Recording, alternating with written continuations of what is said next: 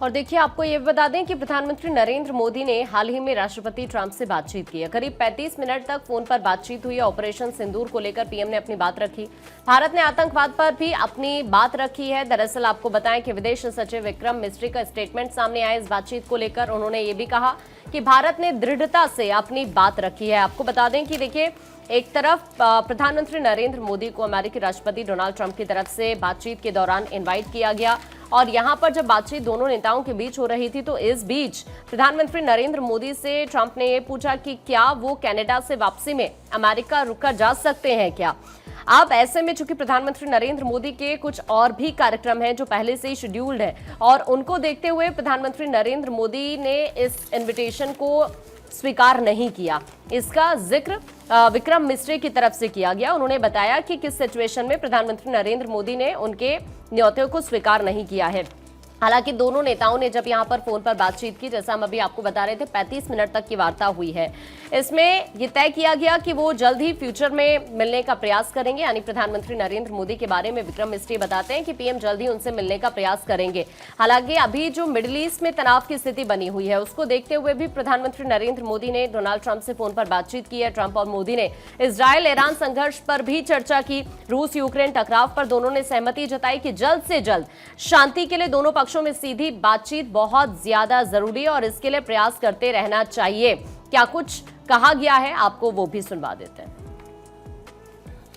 और राष्ट्रपति ट्रंप की मुलाकात G7 समिट की साइडलाइंस पर होनी तय थी। राष्ट्रपति ट्रंप को जल्दी वापस अमेरिका लौटना पड़ा, जिसके कारण ये मुलाकात नहीं हो पाई।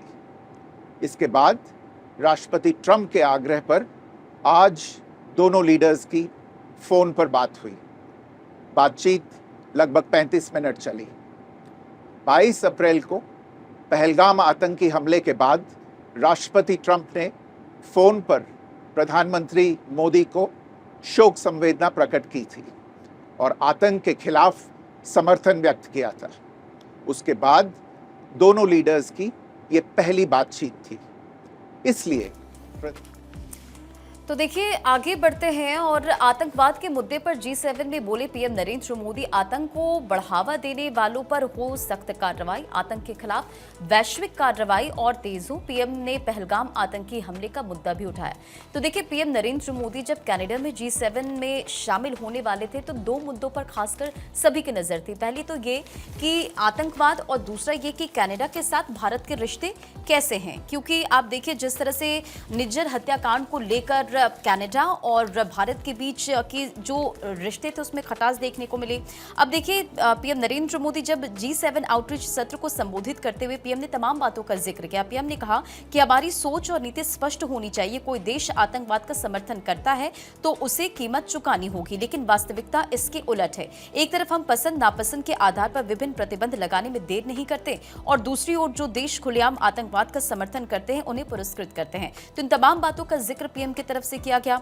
इस कमरे में जो बैठे हैं उनसे मेरे कुछ सवाल है जिसका जिक्र हमने पहले भी किया था और इसी के जरिए पीएम नरेंद्र मोदी ने सवाल भी पूछे और पीएम मोदी ने कहा कि G7 नेताओं से कि आतंकवाद मानवता का दुश्मन है, लोकतांत्रिक मूल्यों में विश्वास रखने वाले सभी देशों का विरोध है। तो इन तमाम बातों का जिक्र प्रधानमंत्री नरेंद्र मोदी की तरफ से किया गया।